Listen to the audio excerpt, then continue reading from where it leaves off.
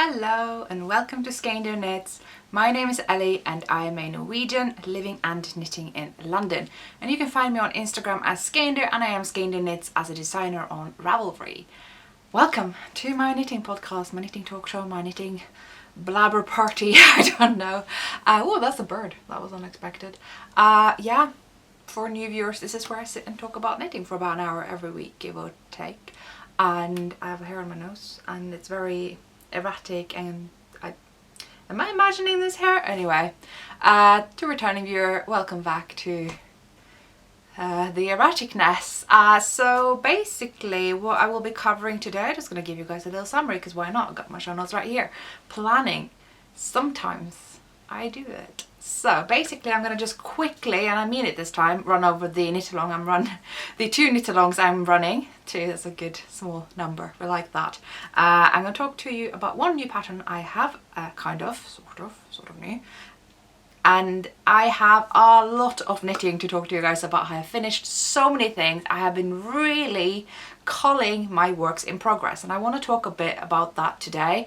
I'm not making any promises about being good and whatever. We're going to talk about that when we get to that. But there's a lot of finished objects. There's a lot of knitting, organising. A lot of you guys really like organising content on YouTube, be it within knitting and outside of knitting, and that's all well and nice, but I'm probably not going to be an example to follow, but I'm going to be one of those people trying to follow good examples. Maybe. We'll see. I don't have acquisition, so yeah, I found the hair. It's all good. My face is saved. It's all good. So let me just get quickly into the content of the video. So yeah, I'm running two Knitalongs. The Cyber Knitting Club, which I've talked about for the beginning of every episode since September. I run it every year. It's going to end at the end of February. All you have to do is be part of the club and knit any of the mittens that are part of it. That's the third Cyber Knitting Club. All the patterns have come out. There's no mystery anymore. Yeah, so that's that basically. The other Knitalong I am running is the Skeindeer Garment Knitalong of 2020, the first ever garment Knitalong I'm running, because I published 12 garments last year, which is mad. 12. And I knitted all of them except one, which we'll get to in a bit, myself. So I need to calm down a bit, I think. I had, 4 garments out before then. I had Vinterfjell, I had the child version of Vinterfjell, I had Skumring and Isbre. I think that was it. And then I was like bam bam bam, there's Floof, there's Koskofte, there's those 2 summer tops I did, and I started doing lots of garments in the autumn up to Christmas, and I'm looking forward to have a little bit of a break. But I mean break, I got 2 more sweaters coming, and I think then there'll be a bit of a break. I had one more kind of more complicated cardigan vintagey kind of thing. I was gonna have to wait until next year. It would be silly for me to release it now because I've got things going on, the PhD and all that stuff. We don't talk about that on here, but so yeah, there's a Knitalong for that now. So you can just knit anything in the garment category on my Skeindeer Knits design page on Ravelry. Anything there is eligible. There will obviously be patterns added throughout the year. And yeah, you can enter with stuff you're working on currently if you didn't finish the majority of it before this year. So yeah, that's basically it. There's more about that in my Ravelry group. You can also use the hashtag on Instagram, and if you just use Instagram, that's fine too.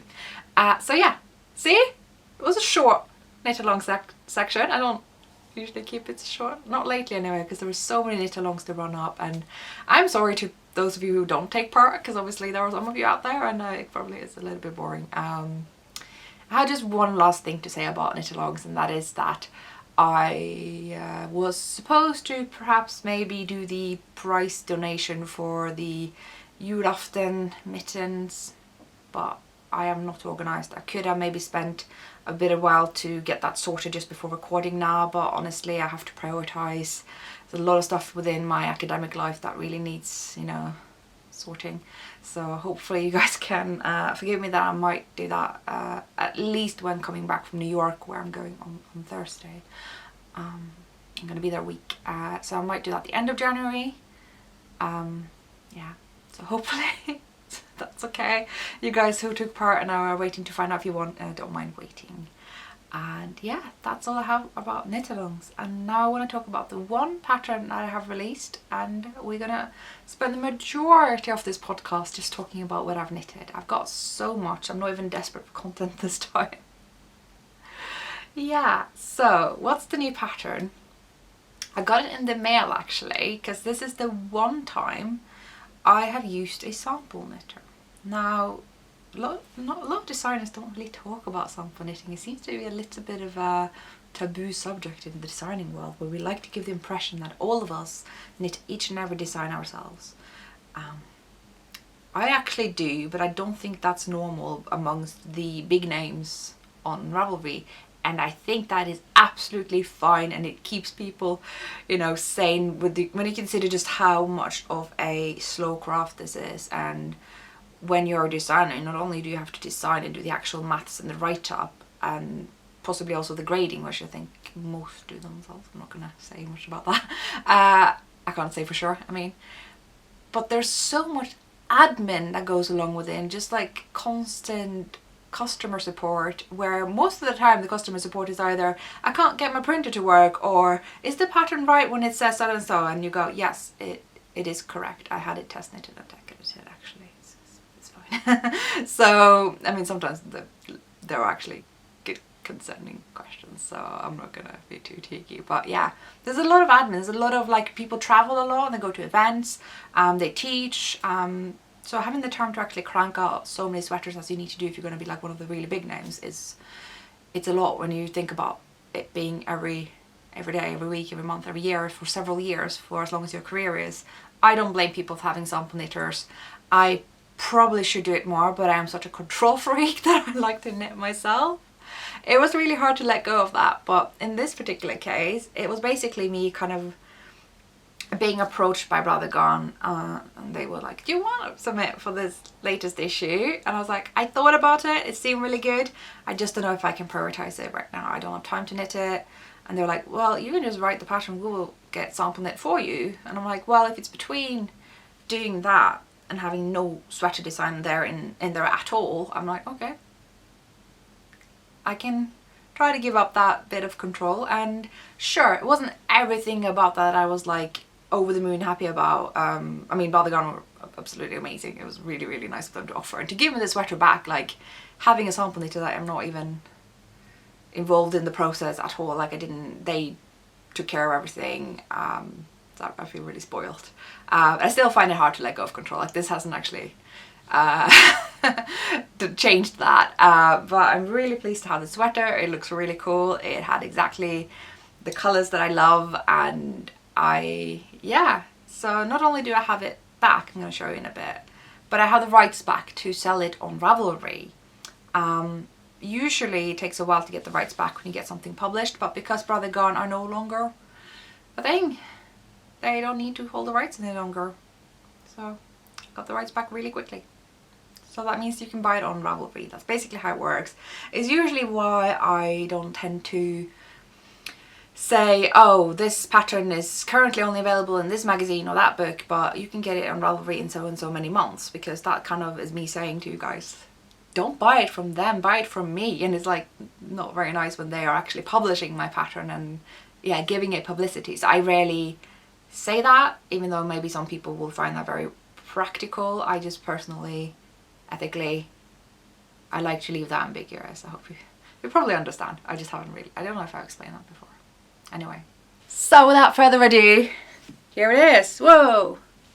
This is knitted in Bruskar yarn by no, it's not, by Retrosaria. So yeah, this is the sweater. It's a yoke.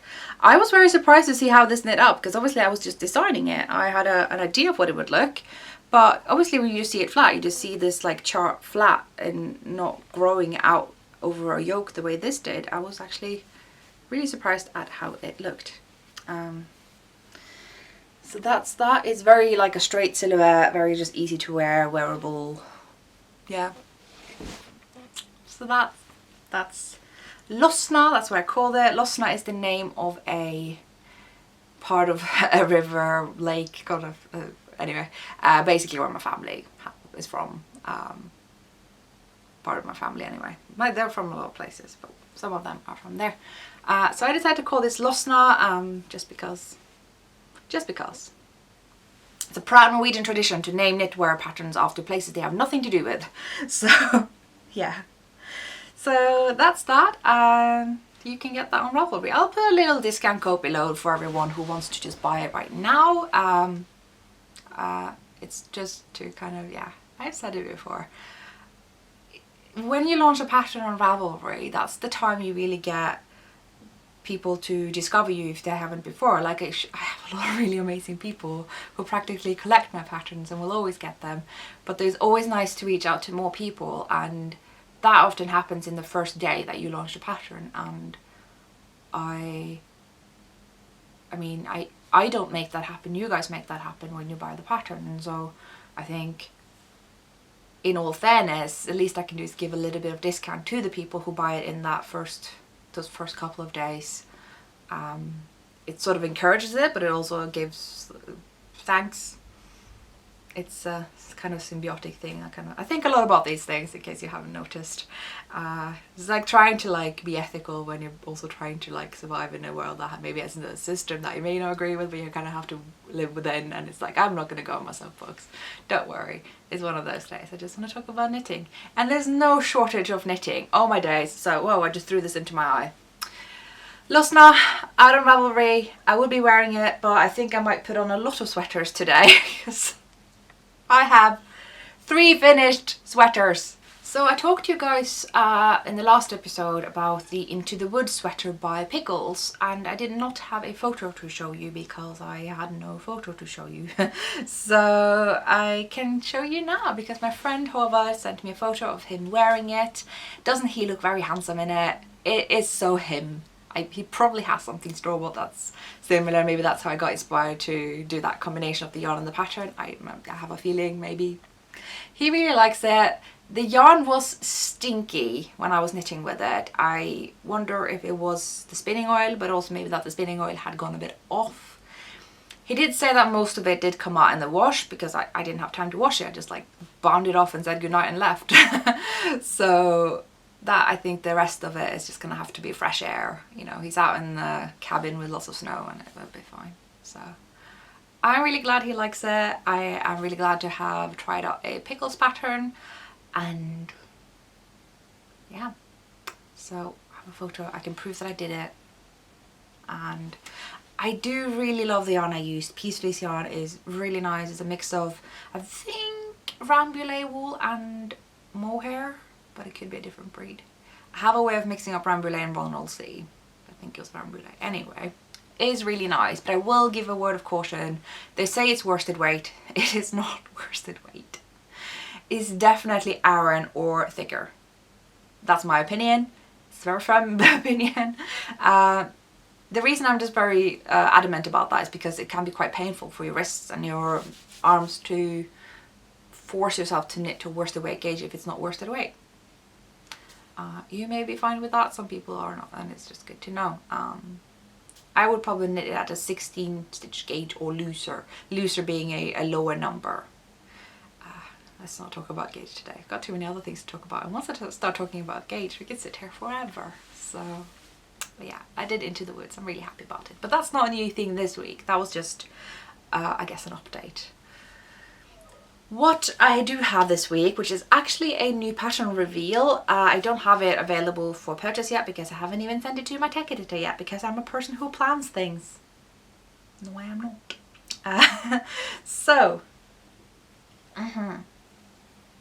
This is a new design. It is blue. It's got a really nice sort of jeans blue color. I knitted in De Verum Natura Surano, which is their chunky weight yarn, and oh yes, that was chunky. I knitted this to a 14 stitch gauge, which is usually kind of my perfect ideal chunky gauge. I think you could go looser with this yarn, and I'm kind of confused because lately it's been classified as Aran on Ravelry, which is also the weight of Gilead, which used to be DK, and I'm like, they really need to decide their yarn weights because it keeps changing, and Serrano and Gilead are not at all the same yarn weight. So if you ask me, De Verum Natura have, I can't pronounce them, sorry. I flunked French. So they have very flexible yarn weights. You can look at Ulyss, which, I mean, I have all these yarns here, hang on. So you can look at Ulyss and it sort of looks like sport, but I'm telling you, you can knit it to fingering weight and you can knit it to DK.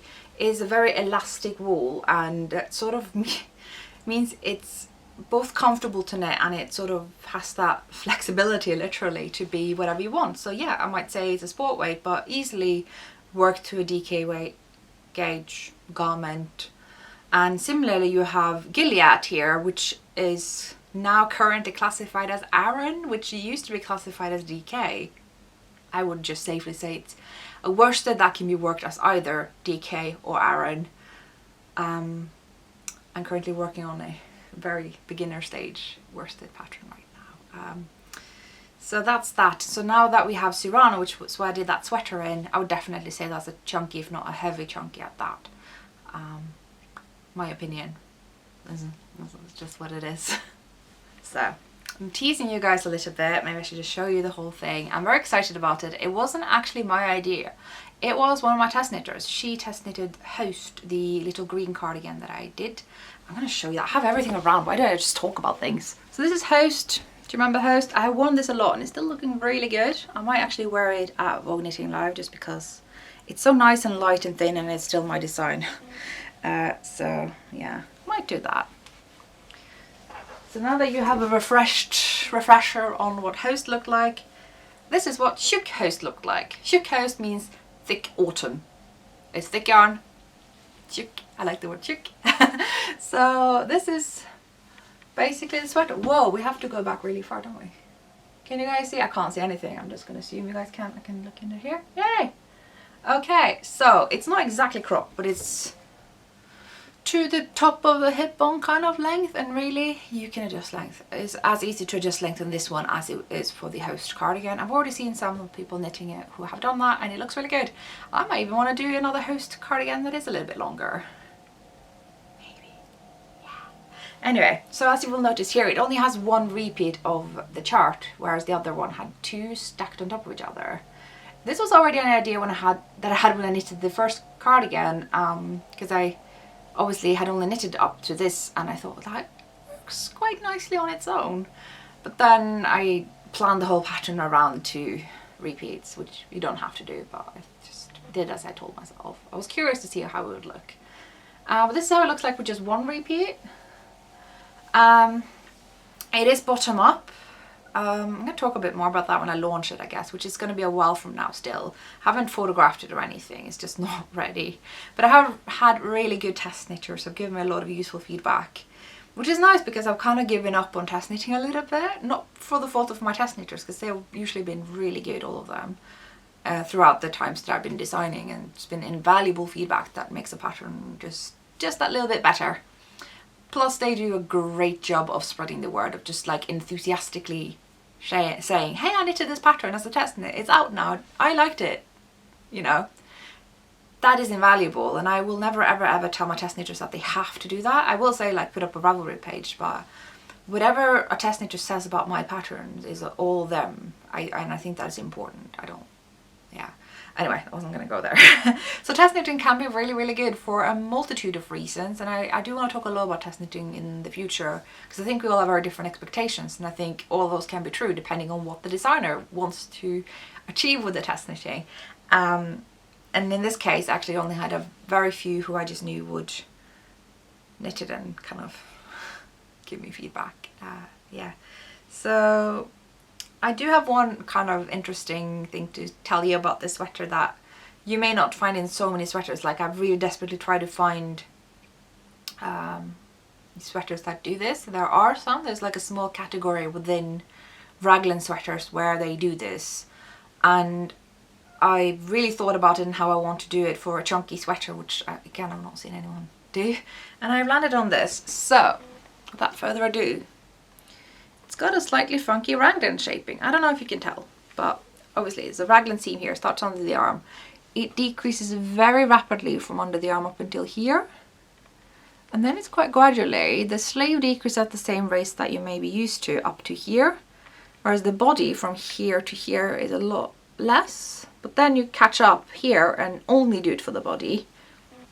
kind of mimicking a saddle shoulder sort of. And it sits really well on the body, on the shoulders.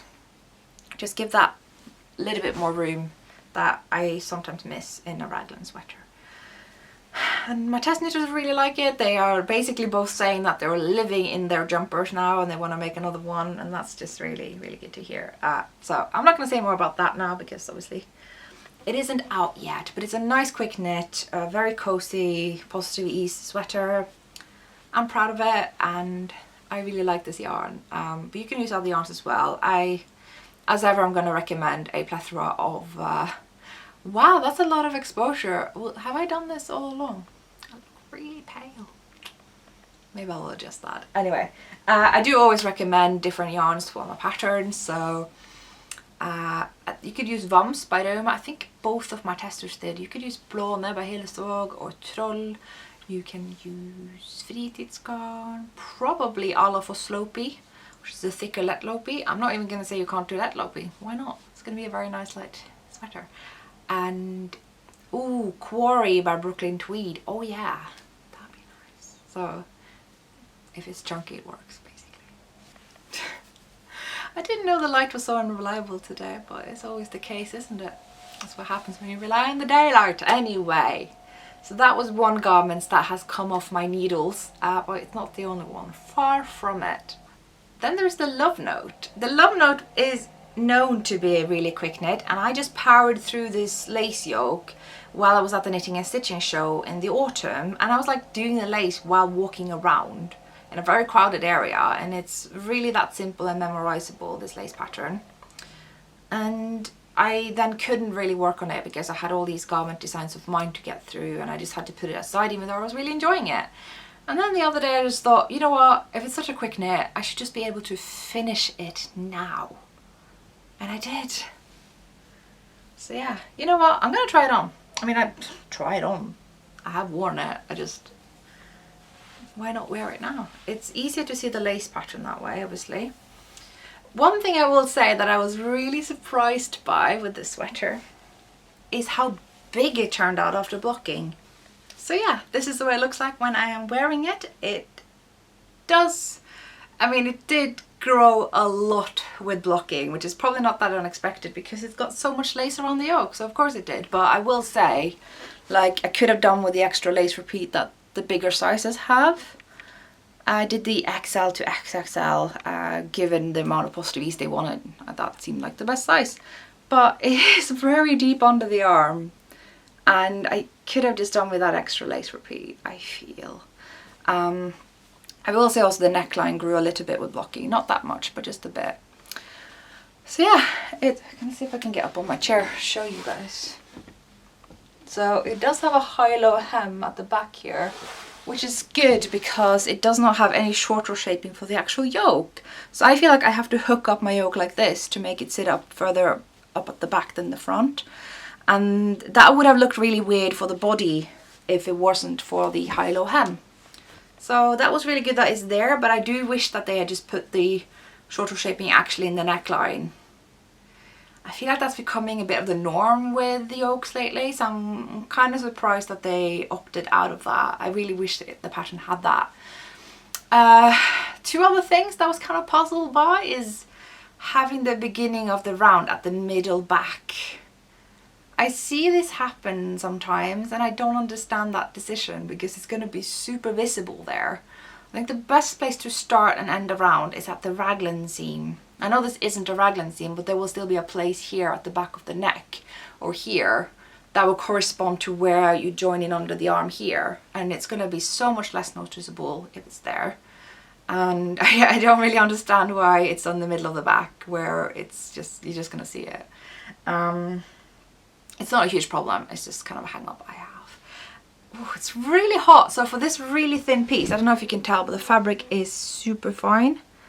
This is the stockinette side, it might be easier to see. Because you're holding a fingering weight together with a silk mohair on the same needle size I did the Chukosten, so it's like a chunky weight gauge, a fingering weight and a lace weight held together. So it's a very thin and light fabric, but I am roasting in it, so I might not actually wear it for much longer. One more thing I found a bit strange about this pattern, and I'm kind of fussy now because this is the Tin Can Knits pattern and they are brilliant. They are super professional and I've done this for a long time, and are some people I will always recommend Tin Can Knits to a beginner knitter, like without hesitation.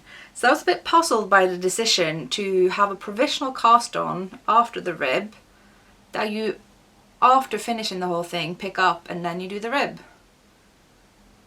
Because there is an argument for doing a cast on below the rib and then pick up the rib later to get a bit of structure, because the whole yoke will be hanging from the weight of the neckline. But that doesn't apply when it's provisional. I don't understand. So yeah, all in all, really happy with this knit. I know a lot of people are like, I want to make another one right away. I'm not quite there because I am happy just having one.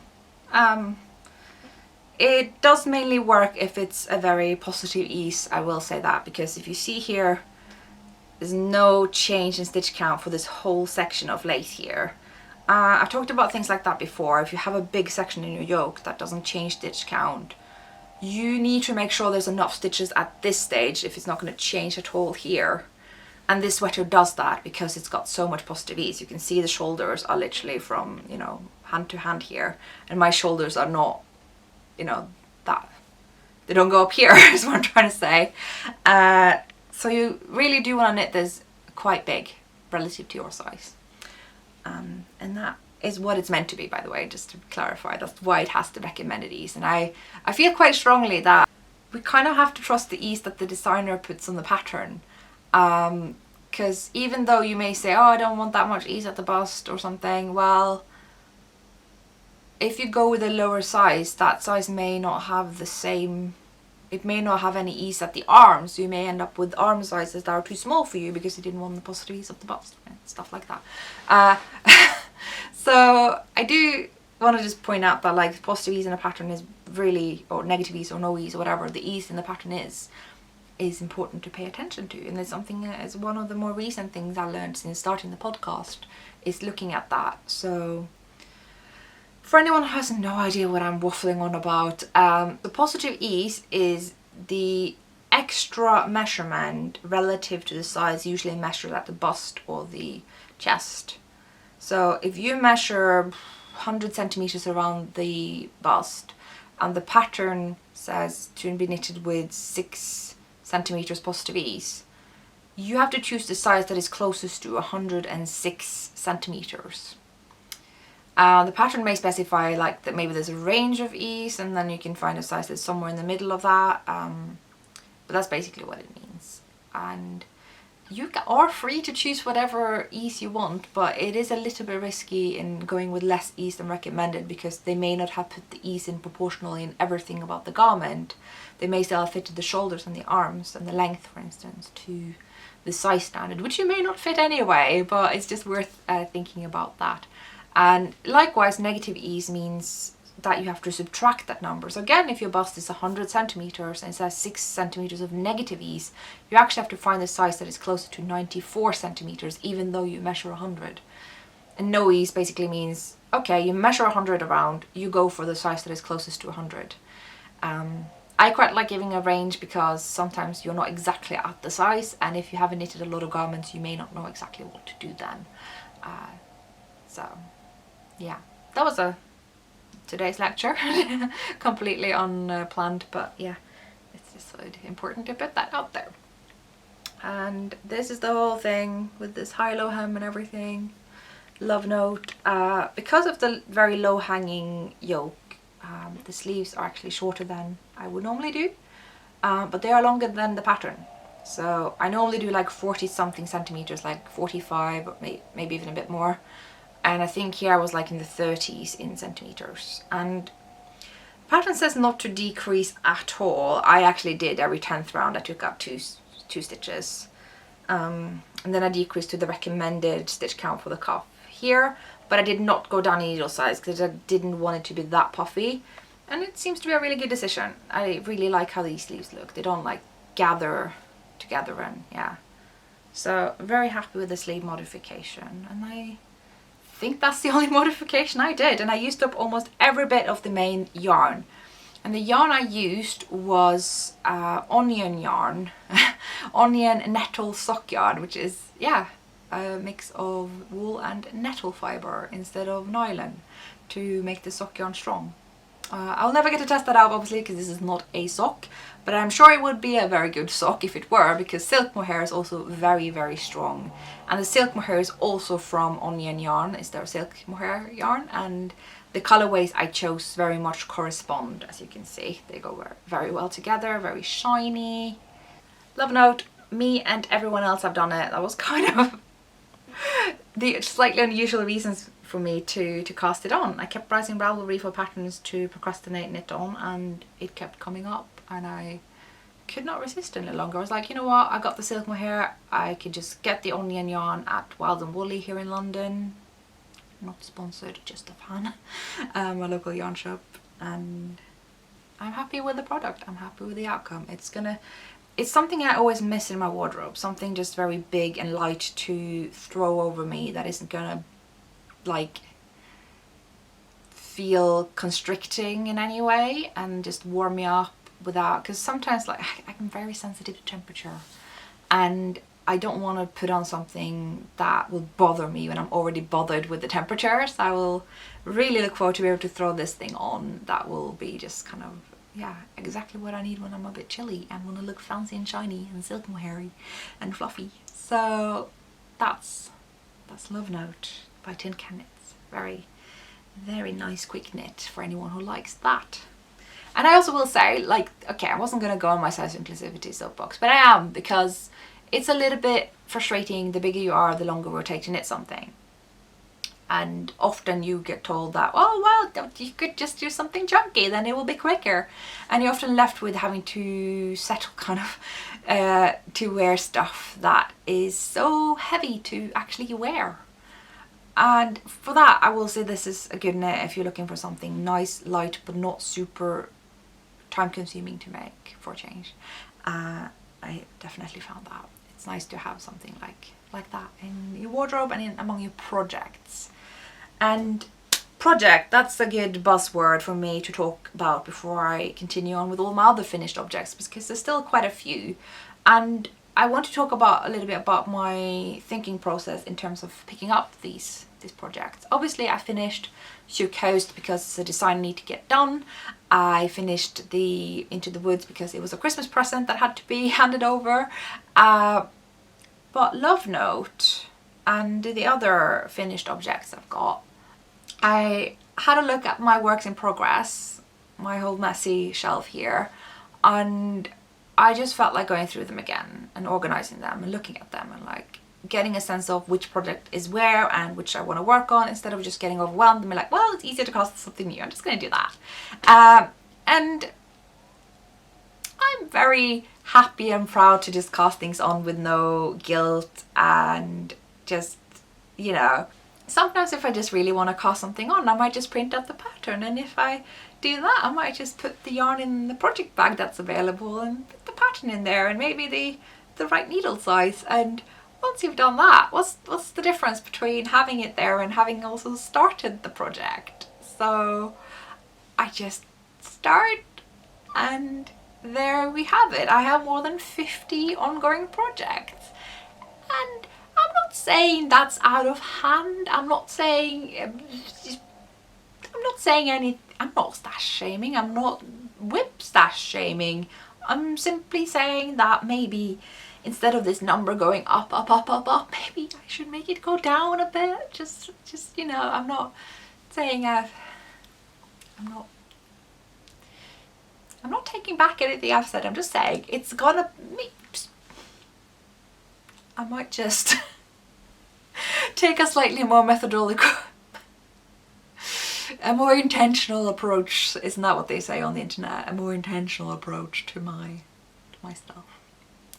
I have started watching quite a bit of like people who are doing like decluttering and sort of minimalism and stuff like that, and it doesn't really ever speak to me.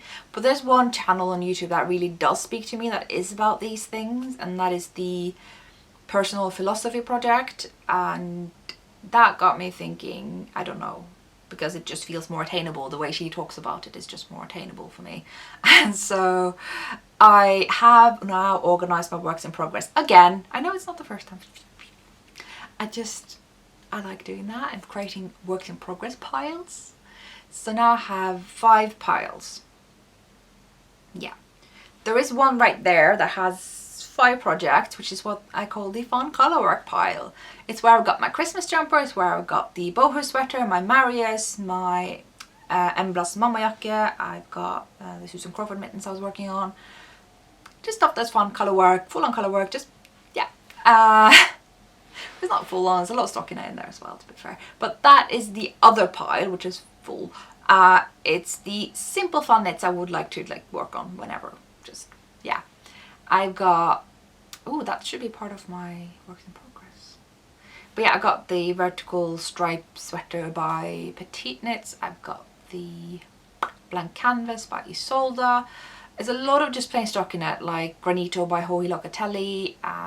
Even the, what it's called, the Kate Davis one. It's actually a colourwork yoke, but I just decided it's a lot of stockinette before you get to that point, so it's still in that shelf of just fun, simple colour stockinette knits and similar things like rib and just very simple projects. So it's kind of good to have it there when I am in that mood rather than a more involved colourwork mood. And the pile below that in my KALs shelf, which like every knitter on their dog have, I've got slightly more involved knits that I would like to reach for. So I've got like the Starflake shawl, the Soda cardigan, the Kala shawl, things that just need a little bit more concentration when I work on them. I even have the Yorkville sweater I was test knitting for Mina and utterly failed to finish, which I already warned her before she had me part of the test knit, by the way. I did put that there even though it's actually quite a simple knit. That's just because I'm at the underarm shaping, so it just needs a bit of thinking as long as I'm there. But as soon as I'm beyond that, it's actually really simple and enjoyable knit. So I might bring that to my plane journey, my flight to New York, which is nice because I bought the yarn at the last Vogue Knitting Live I went to 2 years ago, which is the Green Mountain Spinnery yarn, which is also what she used, only she used the most beautiful burgundy and I used green. So I don't know if you guys are keeping up with the fun color work pile. It's a simple knits pile, it's the kind of more involved fun knits pile. Below that is the definite UFO pile, stuff I'm just not putting any prioritizing into at all. I am just honest with myself, I'm not prioritizing it, it's not urgent, I'm not really feeling it right now, and it's fine. So most of my oldest works in progress are in there because obviously the oldest works in progress that used to be old, I have actually finished because I wanted to and I wanted the items really badly. But the other ones in there, I'm not feeling that same urgency. They are not at all something I've decided I'm never going to finish. Not at all. It's just not what I think I will work on right now. And maybe I will say that forever and realize, okay, it's not happening. Who wants it? And I have decided that for 5 projects already. I can maybe, if there's time at the end of the episode I'll talk about it, or I'll probably save it for a future episode, and you may see it in a destash. But what I did want to ask you guys is how you feel about destashing whips. I don't know personally, but it's also kind of cool if you can like complete someone else's project. And you can also just like frog it and reuse the yarn. Like for instance, I was really eager to knit the Impressionist shawl by Helen Stewart, and I was going to use woolen vine yarn dyed by my friend Kristin, who I'm going to see in a week. And it was really fun to knit, and I modified it to be a different shape. I'm not finishing it. And I've realised I don't wear like luxury hand-dyed smooth superwash yarns, shawls, ever. So, and I'm already working on quite a few. And this is a very sort of light pink palette, which is not really my thing, so it could be a nice gift, but I'm also like, it's, you know, you guys know how nice woolen vine yarn is, so it's not going to be something I'm just going to give away as a gift lightly. So that's kind of what I'm thinking. Maybe that would be a nice thing to destash, and someone who's like really like wanting that kit, even though it's now into a project that they may or may not want to continue. That could be a thing. I don't know.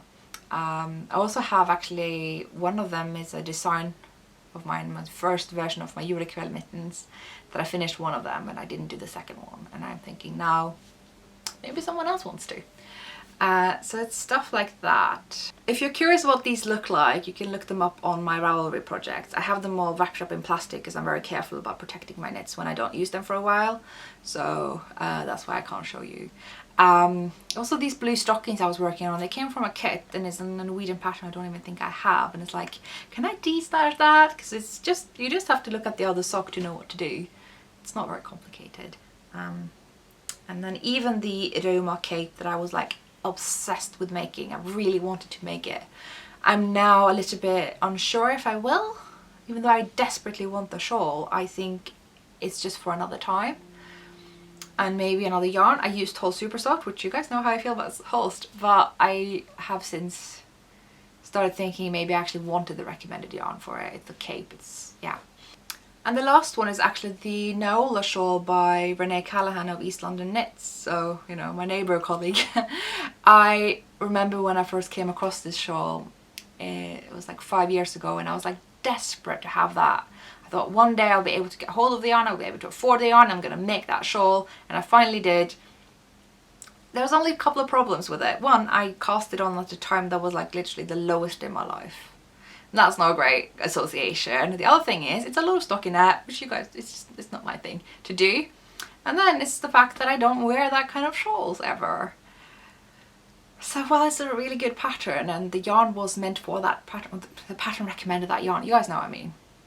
And it's halfway done, I don't see myself doing it. So again, I could de-stash that and someone could easily continue it because it wasn't even modified as opposed to all the other ones. So I'm thinking about de-stashing whips, but yeah, curious to hear what you guys think about that. Obviously, I'm not putting it up for sale yet, so there's no point in saying I want it, but I'm just interested in hearing opinions, basically. So that was my little intermission before we talk more about what I have finished. And this one is a little bit damp still. It's been drying on the floor for a while, and I don't know why it's not dry yet. I decided to use up the cotton linen blend by Rowan's Creative Linen that I used in my Solvik shirt that I have as a pattern on Ravelry.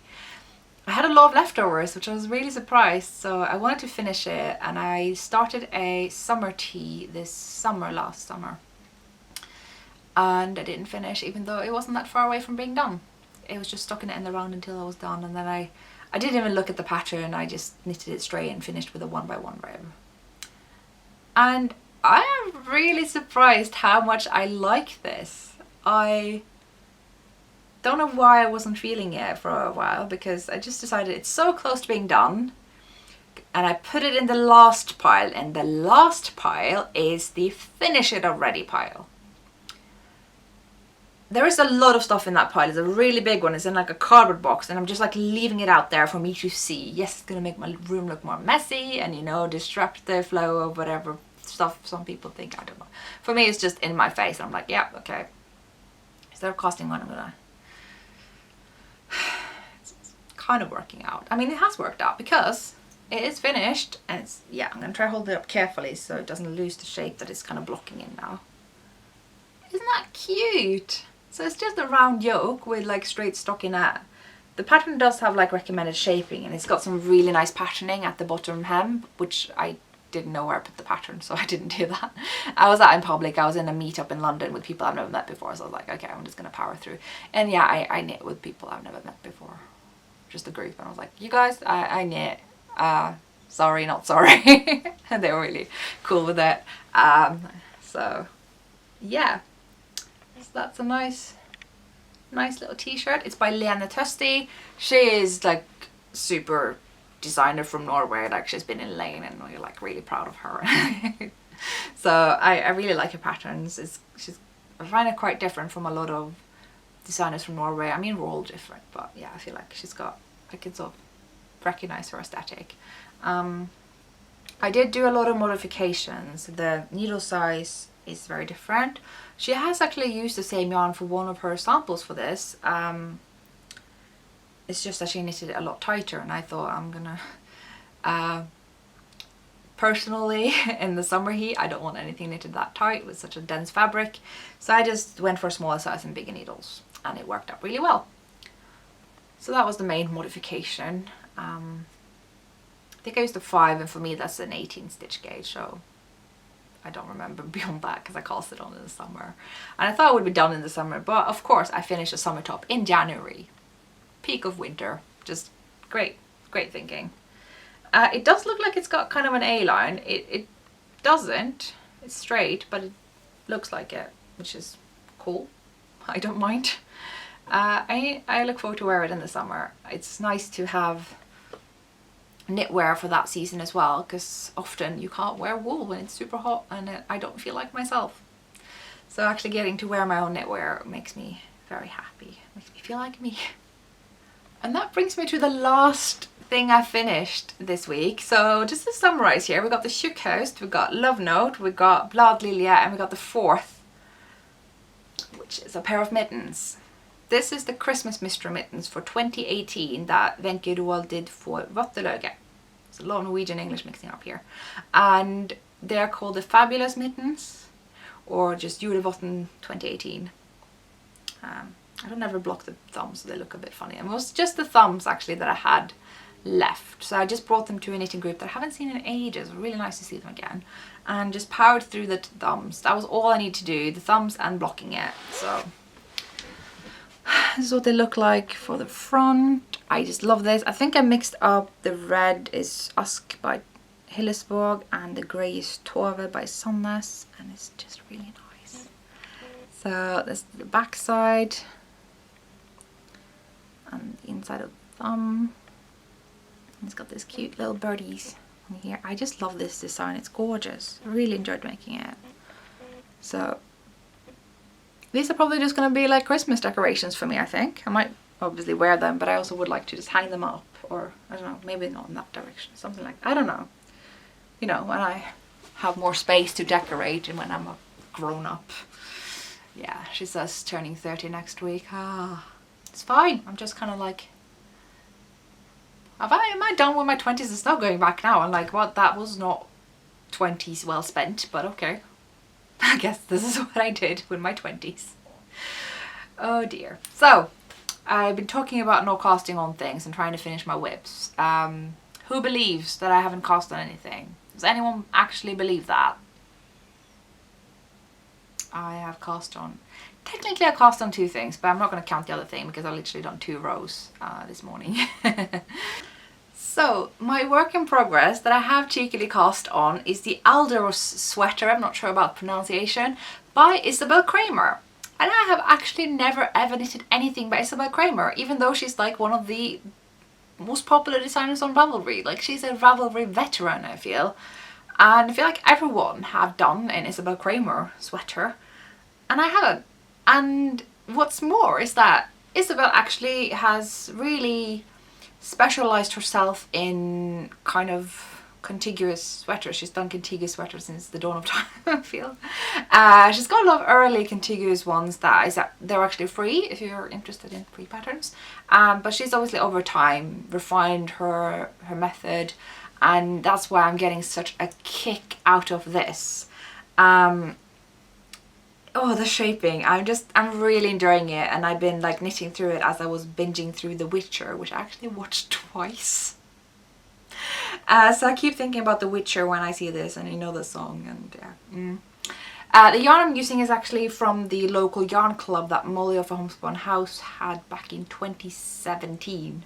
Early 2017. It's one of my oldest sweater quantities that I suppose I've held on to for quite a while, just because I won't be able to replace it, and I will have to know that what I'm knitting is going to be enough, and the pattern has to be just right. And I think this is perfect. It looks perfect for the gauge of the pattern. I am alternating because it is hand dyed. I'm not sure it's super necessary, so I might, once I'm past the yoke, alternate a little bit and then save one of the skeins for alternating between each of the sleeves and the body, just to have a good transition. There's not much tendency of pooling here. I don't want any abrupt changes between the skeins. And there are 3 skeins, so I'm gonna have to like be clever about that, because obviously holding alternating 2, I'm gonna be left with 1 that I can't alternate. So that's my thinking there. I'm going to alternate down to the body, do a little bit of alternating for the first bit of the body, break the yarn of one of the skeins and use half of it for alternating with one sleeve and the other half alternating with the other sleeve as it's worked up down. So construction wise, you can see that it's top down, that there it goes, and I'm really enjoying that. It starts off with the rib, which most of the time when I've seen contiguous sweaters, they actually get you to pick up the rib and do that later. But instead you do the rib and then you do short rows whilst you're working out some of the contiguous kind of shoulder shaping. I'm really enjoying it. I think it's going to sit really well. You can see the shoulder shaping here. And you're kind of getting a saddle shoulder effect here. Kind of sort of like your coast, but obviously this is a sport weight garment. I don't know if you can tell, but you are getting a really nice shoulder cap. And so in profile, it's going to sit like this. You know, you get the nice shoulder cap here, fits the slope of the shoulder. And then for the sleeve, which is what I'm kind of increasing for now. And I'm getting to the point soon where I'm going to start increasing for the body. Because obviously the body will usually get a bit bigger than the shoulder width. And I'm getting a kick out of this shaping. What's more is that actually I'm doing this inside out because it's a reverse stockinette sweater. Technically it's actually a reversible sweater. I thought that was really cool as well. So the other side, it's got, yeah, reverse stockinette, and you get this knit stitch column coming up along the back. And you're actually even making some for the sleeves once you're done with the shoulder shaping. So there will be two going along the sleeves as well. These stockinette knit stitch columns amongst all the purl stitches, which you don't have to purl because you're doing reverse stockinette. So on this side you just see this like little dip in the stockinette, and that's where the purl stitch is hiding, the purl column if you will. I am finding I'm often skipping it, and I find I have to go back and drop the stitch and pick it up to be purled instead of knitted. It's no big deal, it's just something to be on the alert for. If you're like me, you're just gonna go stockinette, just knitting, oops, missed the purl stitch, what do you know. There are markers to avoid that, but that doesn't necessarily work for me. So yeah, I just love the tailoring of this, the way it sits higher at the back of the neck thanks to the short rows. We're still gonna have that sort of flat front, but it doesn't come up here, it's sort of gonna sit a bit like this. I think that's going to look really, really nice and flattering. Obviously I love this colour, and the yarn is less soft than I thought. I thought this local German wool that was in this yarn club was considerably softer, but it's knitted up, it came out less soft. But you know, these things soften up over time, so not too fast, just give it a wash, it'll be fine. I do think this might actually be a German merino, but don't quote me on that. And yeah. So I only have good things to say about this. I could probably talk about it for a long time because I think it's such a good pattern. If you just want a plain simple sweater that is well constructed, well instructed, and it's going to fit really nicely. Yeah, for anyone wondering how I'm doing the alternating of the yarns, is actually I do it for one of the shoulder caps, and I do use the helical knitting method. The thing, if you've done the helical knitting method, you know the point where you shift the yarn will go back and back and back. I actually make sure that I knit a bit ahead every so often and shift my stitches back and forth so that it's always at the middle of the shoulder cap, because otherwise it will start disrupting with the increase pattern and it will just confuse me, and I don't like that. So I just make sure it's always going to be at the middle of the shoulder cap so it doesn't ever get offset, and I have to think and I don't want to think, so that seems to be working out for me, this whole no thinking thing. So that's the Alder sweater. I highly recommend it. I really am enjoying it. I've just really lately, the past few years, come to appreciate well fitted sweaters. I'm not saying fitted to like clinging to the body, but just like having just good shaping that is not just like, oh, just do a raglan, but like there's a hole in the top that should work out, and then you're left with a sweater that sits up like this here and drops at the back, and the shoulders don't really fit, and when you lift up your arms the sweater goes like this. All those kinds of things I just kind of shy away from now, and I am really pleased to find stuff that it's about getting the result you want, but also about the process. And I put that a lot into my patterns as well. Like I have all these ideas about fit, but never at the expense of the process. The process is important. It's like, you know, with the construction method I came up for with Utra and Islander. The main thing is that it's supposed to be fun to make, so that's why we're getting all the construction assembly bits out of the way in the beginning, when you kind of have that cast on kick, and then it's just simple and the process is enjoyable, but it's not boring. I don't think. This is not boring. There's a stockinette sweater that isn't boring. How about that? So yeah, would recommend is what I'm trying to say. Really enjoying it. The last work in progress that I may actually bring with me to America is Lövetan Mamma. This was something I cast on whilst at Edinburgh Yarn Festival last year, and I'm gonna miss it this year. I'm gonna miss it so much. I hope they come back next year. Please come back, Joe and Mika. Please come back. Especially if I'm gonna move there, which I still really want to. No concrete plans. I just keep dreaming about moving to Edinburgh. And I cast this on there because I bought the yarn there, and it was such a simple knit, and I just needed, you know, one circle needle and 2 different sizes. Just got get it done, and I got through the yoke fairly quickly. It's also kind of a sport weight gauge kind of thing. It's the same 22 stitch gauge as the Alders, funnily enough. And I just know for me, like, that's a perfect 4mm needle project. You can tell I've knitted a lot when I know that sort of thing, but there you go. It means I don't have to swatch, which I always appreciate. And I'm using Laland wool by Di Gilpin, and this yarn, oh, I have worked with this yarn before. I knitted the Snövotter, also by Vinkelwool, same designer who did these, in that yarn, and they are so soft and lovely. This yarn is just pure. It's just pure.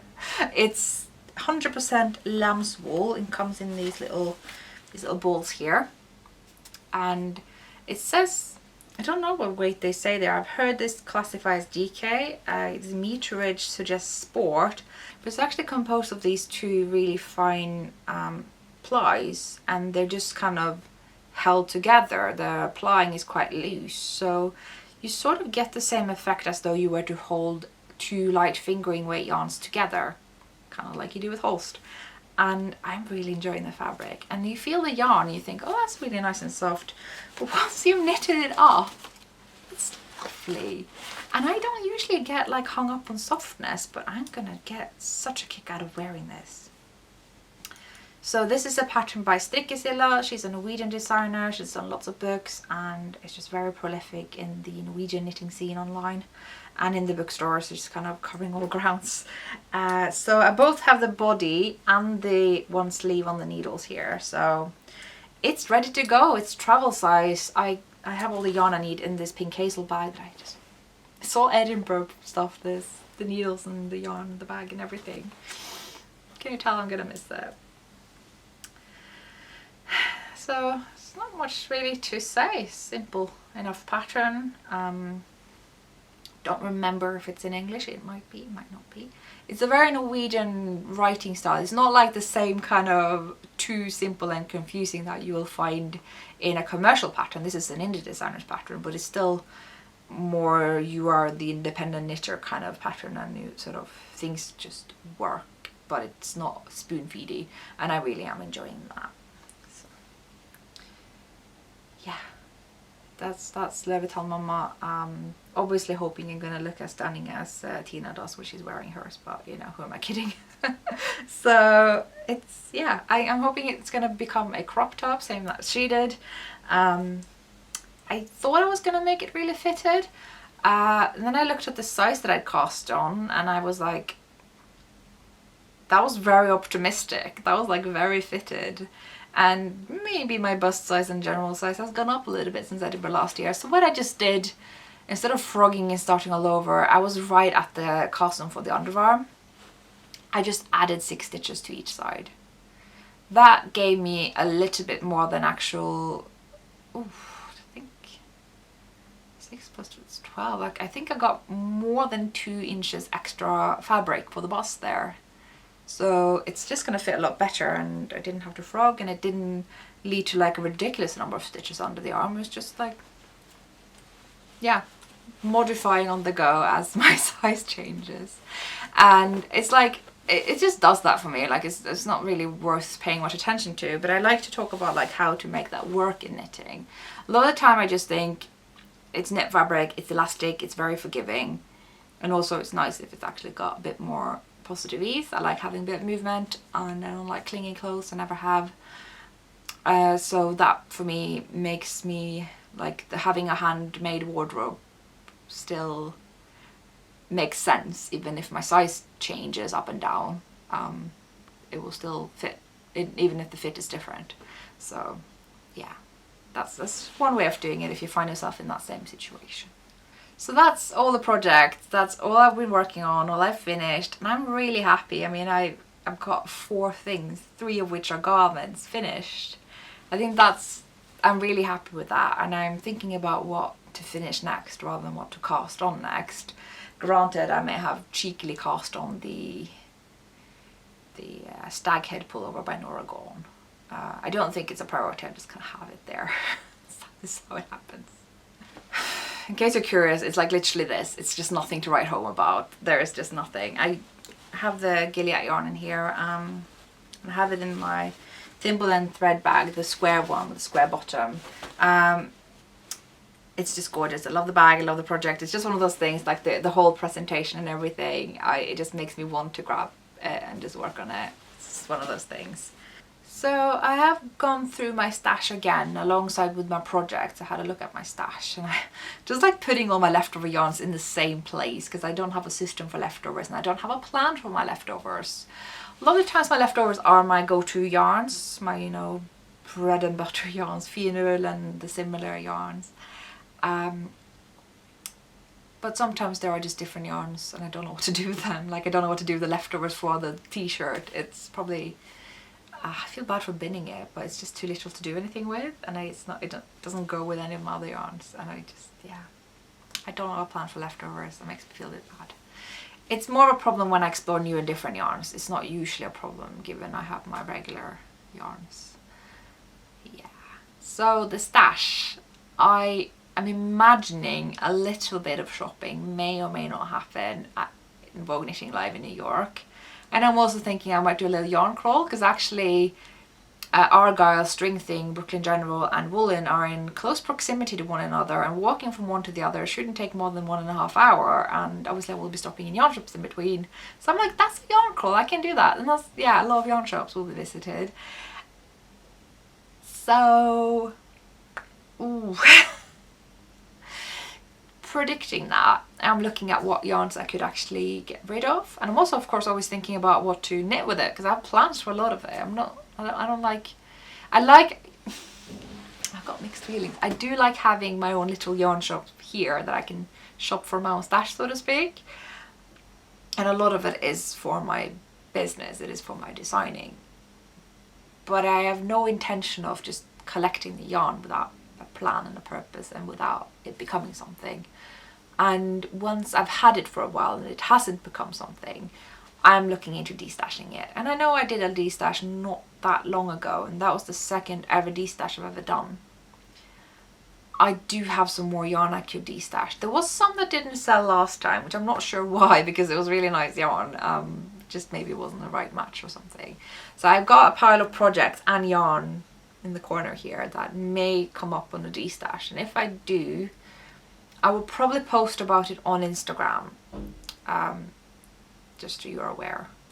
I try to like alert most of you guys on here on YouTube about these things, but honestly sometimes it just doesn't coincide, the scheduled podcast video and what I do outside of that. So sometimes news are only conveyed on Instagram, so it might be good to check. Just click the link below. You don't need to have the app and you don't need to have an account there, just in case you were curious. And yeah, New York is happening. I am very excited. I feel a bit cheeky for going. Obviously I've got a lot of stuff going on here that I should deal with, but I'm turning 30. I'm giving myself this as my birthday trip, and I look forward to see all my friends in New York. I look forward to see people at Vogue Knitting Live.